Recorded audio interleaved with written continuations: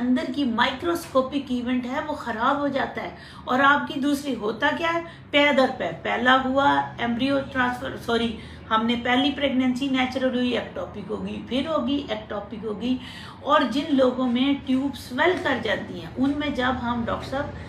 آپ کو مزے کی بات بتاؤں کہ جس وقت ایمبریو بھی ٹرانسفر کرتے ہیں تو وہ چونکہ اوسٹیا ان کے ٹیوب کے اندر والی اوریفس جو ہوتا ہے سوراخ اتنا ڈائلیٹڈ ہوتا ہے کہ وہ ایمبریو جو ہے وہ فوراً ٹیوب میں جا کے امپلانٹ ہونے کا خطرہ ہوتا ہے۔ ایون آئی وی ایف کے بعد بھی آپ کو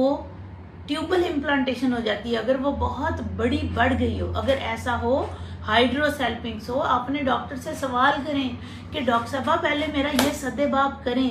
یہ تو نہیں کہ میں آئی وی ایف بھی کراؤں گی تو میرا اندر ایمبریو لگ گیا اور دوبارہ ٹیوب کی پریگننسی ہوگی۔ اگر ساری کیئر کرنے کے باوجود بھی آپ کی ٹیوبل پریگننسی ہو جاتی ہے، دیٹ از سم